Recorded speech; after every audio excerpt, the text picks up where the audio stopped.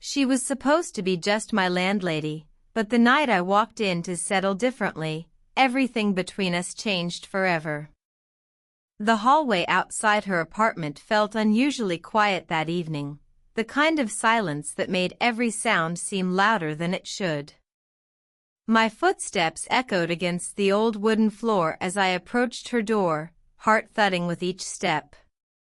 In my hand, I clutched a small envelope, not with enough money to cover what I owed, but enough to prove I hadn't forgotten completely. My landlady, Miss Hale, had always carried herself with a kind of graceful authority. She wasn't intimidating in a cold way, more in the way someone older, wiser, and quietly self-assured can make you feel like a kid again. And here I was, 20-something, standing at her door like a guilty schoolboy who hadn't done his homework.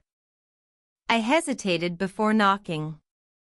My palm was damp, so I rubbed it against my jeans, hoping to steady myself. The door opened quicker than I expected, and there she was. She leaned casually against the frame, one hand resting above her head, the other tugging at the edge of her cardigan sleeve. Her hair was pinned up loosely, a few strands falling free around her face, softening the sharpness of her smile. And that smile, half teasing, half knowing, hit me harder than I expected. "You're late on rent," she said, her voice low and melodic, with the faintest trace of amusement. Then she tilted her head, eyes flicking down at me like she could read every nervous thought I was trying to hide. "So, are you here to finally settle up? Or were you planning to avoid me until the end of the month?" Her tone wasn't cruel, but it wasn't gentle either. It danced somewhere in between, a playful jab that carried weight behind it. I opened my mouth to explain, but the words tangled together. My apology spilled out awkwardly, rushed and clumsy, like coins dropped across the floor. I know I'm late, and I swear I'm working on it. Things have been a little tight. But I'll figure it out." She raised a brow, unimpressed but not unkind. Instead of pressing further, she tapped her fingernails lightly against the doorframe, the rhythm steady and deliberate, like she had all the time in the world. I noticed the faint scent of her perfume, subtle, floral, lingering just enough to remind me how close she stood.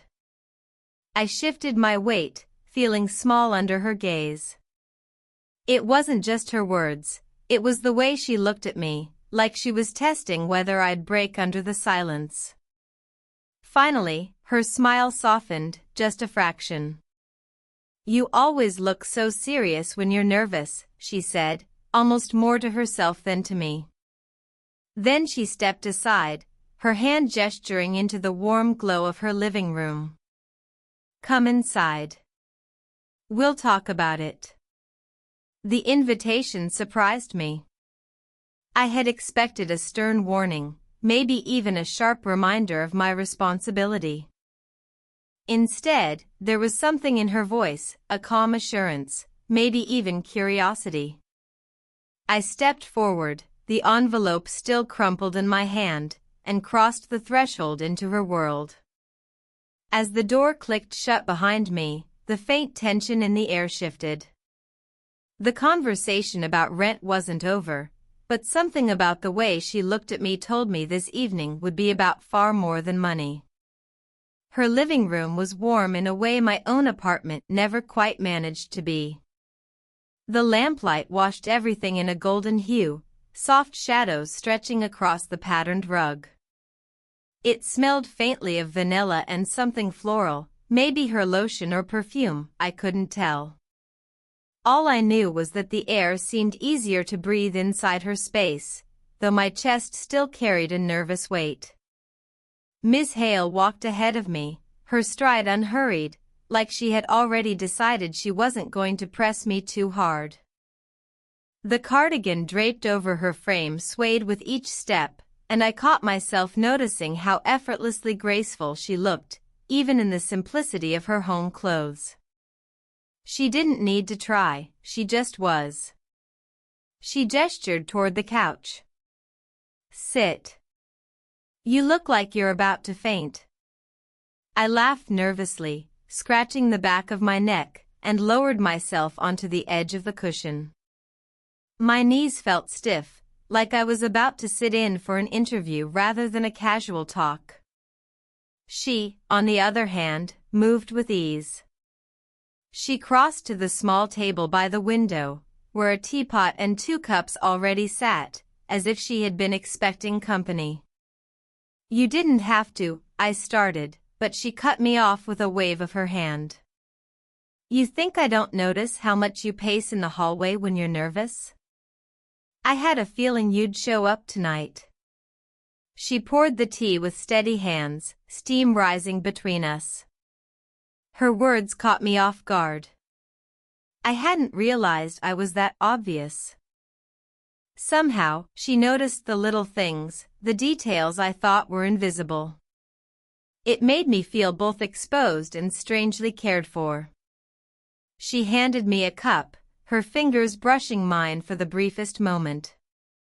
It was nothing, a simple handoff, but the warmth of her skin lingered in my awareness longer than the heat of the porcelain. Look, I began, fumbling with the envelope in my hand, I don't have the full amount. I know that's not fair to you, and I'm sorry. But I can get the rest soon. I just need a little more time. She didn't take the envelope right away. Instead, she studied me over the rim of her cup, eyes calm, unwavering. There was no rush in her silence, no impatience. Just presence.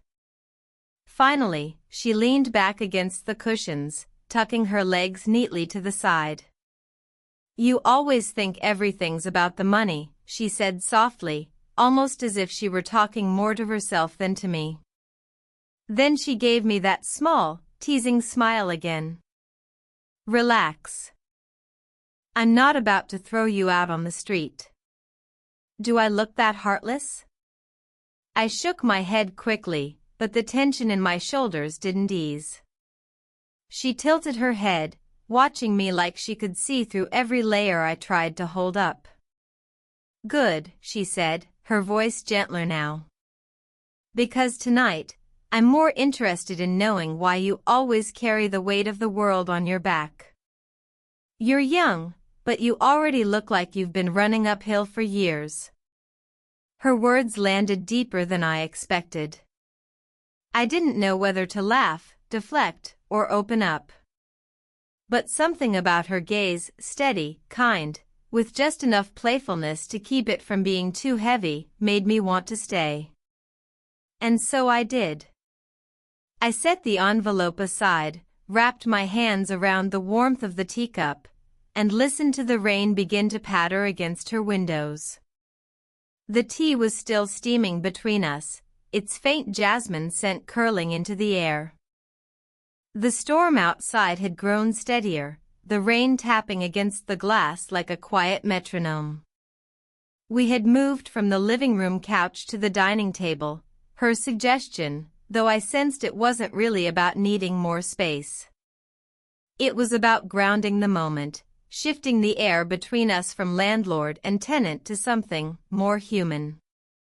I sat across from her at the polished oak table, my envelope now resting uselessly between us, untouched. The lamplight pooled warmly across its surface, reflecting faintly in her eyes.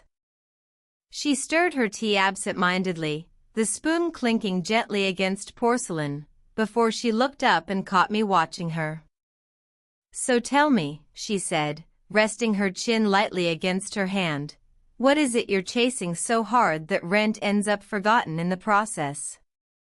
The question startled me, though her tone was casual.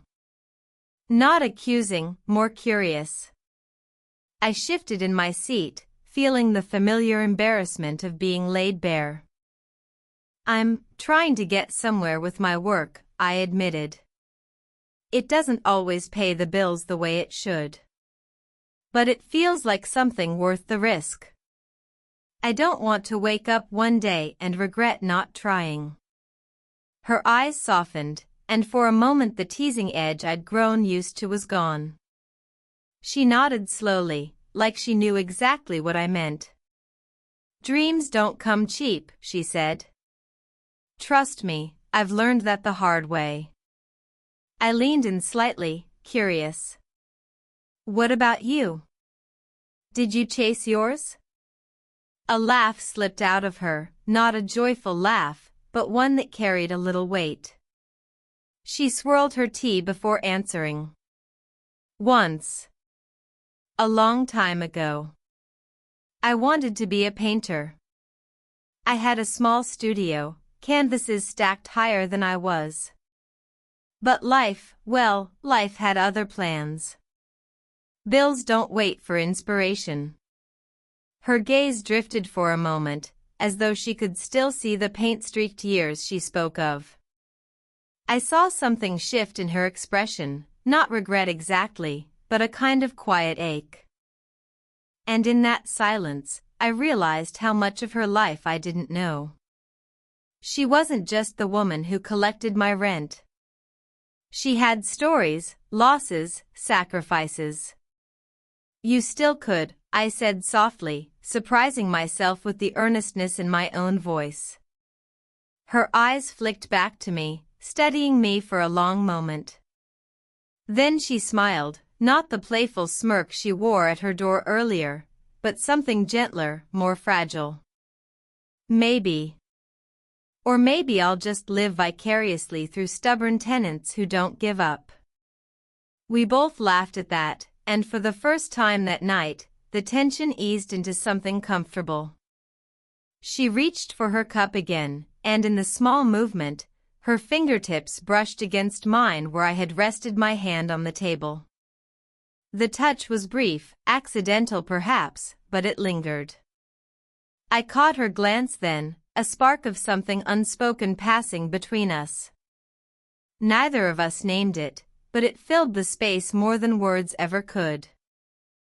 The storm outside grew heavier, but inside, the room felt warmer. Safer. And for the first time in weeks, I forgot about rent. The storm outside had grown restless, the rain falling harder now, sheets of water striking the windows with a steady rhythm. A low roll of thunder followed, making the lamplight in her living room feel even warmer by contrast. She glanced toward the window, then back to me, her lips curling in a small smile. Looks like you're stuck here for a while, she said softly, rising from the dining table with her cup in hand. Come on, the couch is more comfortable. I hesitated only a moment before following. She settled into the corner of the couch, tucking her legs beneath her, her cardigan slipping slightly off one shoulder.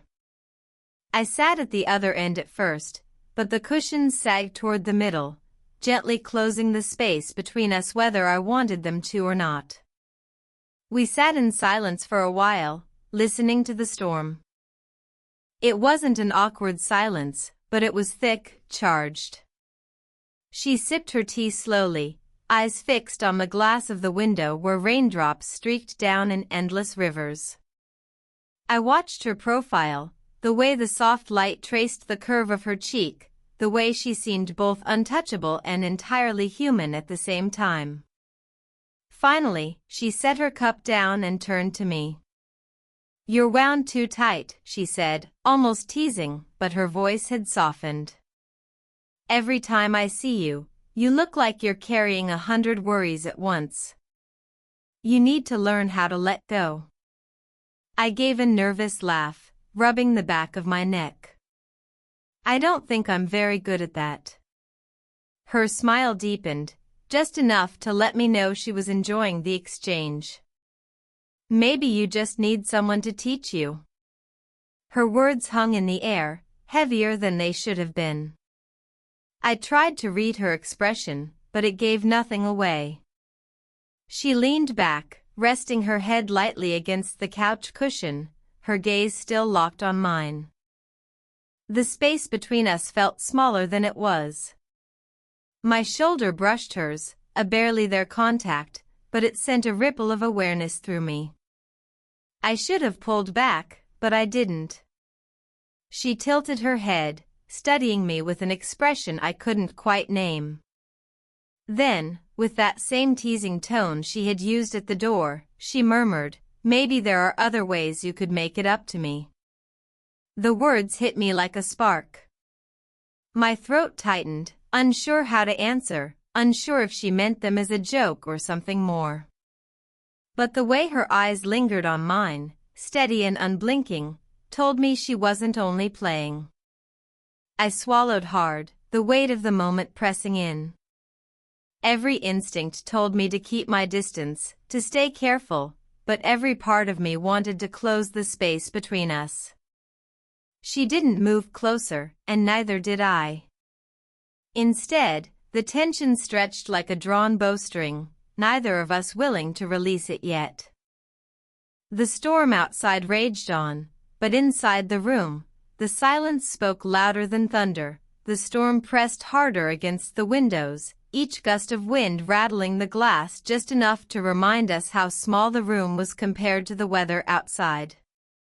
Inside, though, the air felt heavier not because of the storm, but because of everything left unsaid between us.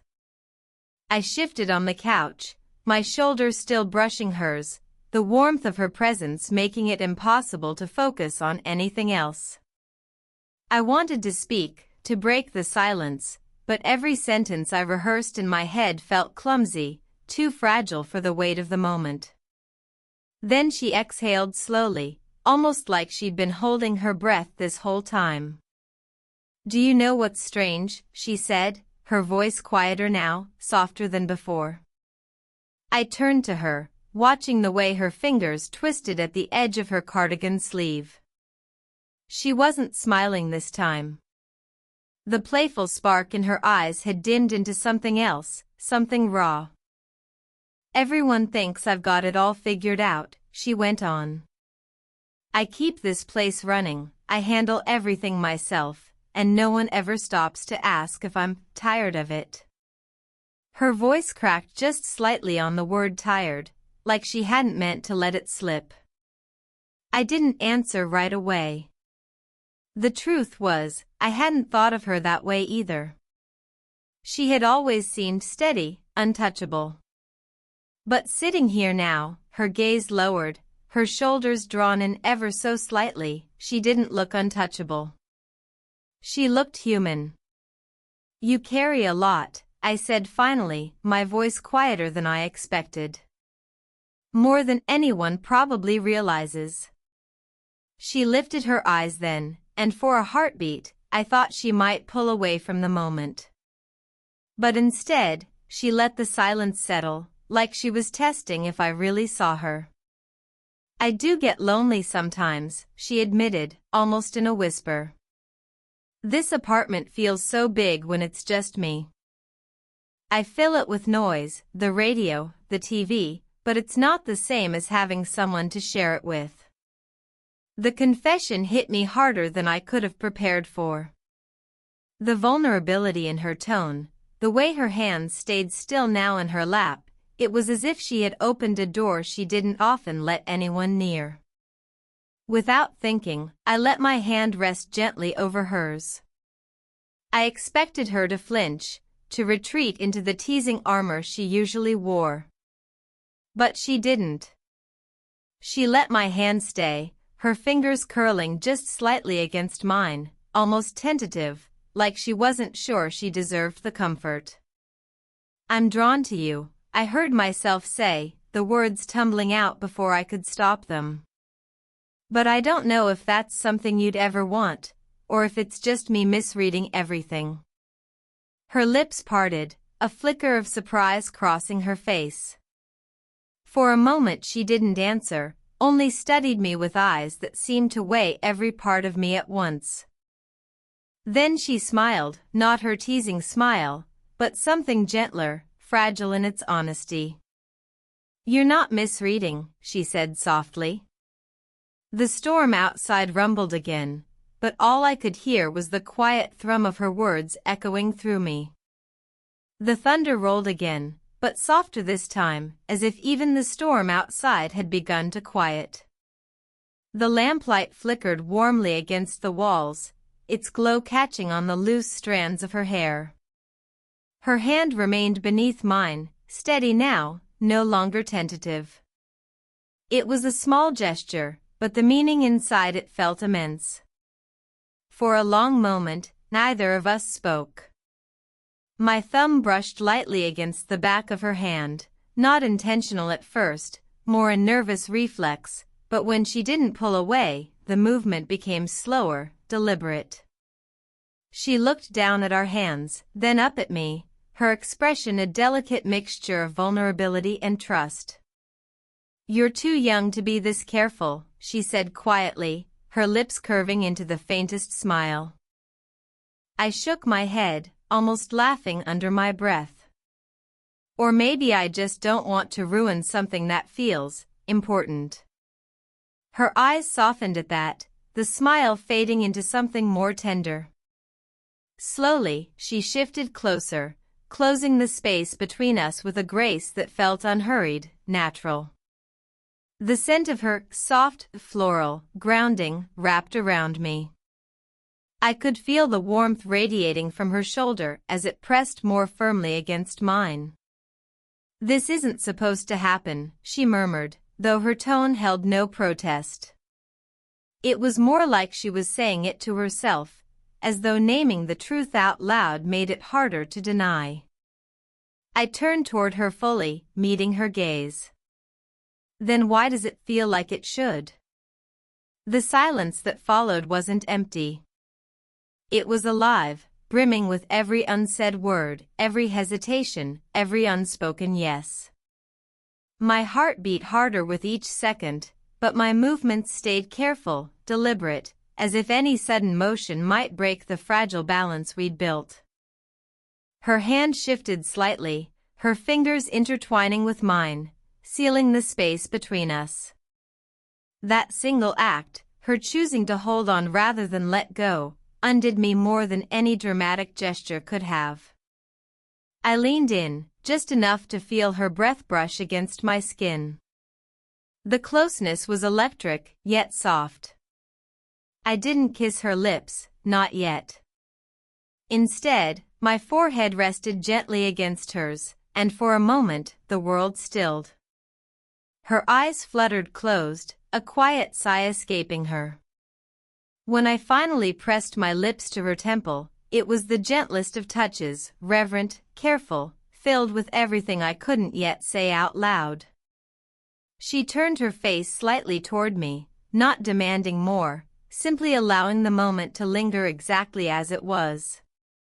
Her voice was barely above a whisper. "Being near you feels easier than I expected." I smiled, brushing a loose strand of hair from her face. "It feels right."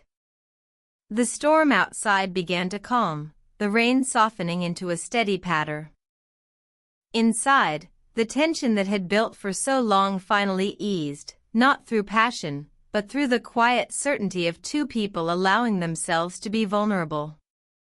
We sat like that, her head leaning gently against my shoulder, my arm draped around her. It wasn't about rent anymore. It wasn't about circumstance. It was about a connection that had quietly grown between us, finally finding the courage to be acknowledged. The storm had softened to a gentle drizzle, the sound of rain no longer a wild percussion but a steady, calming rhythm against the windows. The lamplight glowed softly in the corner, wrapping the room in its golden warmth. And there we sat, her head resting against my shoulder, my arm around her, both of us wrapped in a silence that no longer felt heavy, but safe. For the first time all night, I felt my chest loosen. The worry about rent, about whether I belonged here, about the thousand little doubts I carried, they had all melted away under the weight of something far more grounding. Her presence. Her trust. Her quiet choice to lean into me rather than away. I turned slightly, enough to see her face tilted toward me. Her eyes were closed, her expression calm in a way that made her seem younger, almost carefree.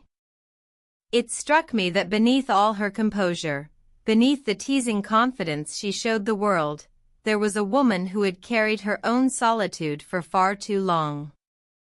When she finally opened her eyes, she caught me watching her. A small smile curved her lips. "What?" she asked softly, her voice edged with a gentle amusement. "Nothing," I said, shaking my head. "Just wondering how I got here." Her brow arched faintly. "Late rent," she teased, and the both of us laughed, but the laughter wasn't sharp anymore. It was light, easy, filled with relief. The quiet settled again, but this time it carried no tension. She shifted closer, her hand resting against my chest, feeling the rhythm of my heartbeat. "You know," she said slowly, almost hesitantly, "people would have plenty to say about this. About us." I nodded. "I know. Does that bother you?" I thought about it. Really thought. About the whispers, the raised eyebrows, the assumptions. But when I looked at her, at the way her eyes held mine, searching not for reassurance but for honesty, the answer came easily. "No," I said firmly. "Not if it means I get to be here. With you." Her lips parted slightly, as though my words had caught her off guard. Then she smiled again, softer this time, but full of something unspoken. Gratitude. Relief. Maybe even hope.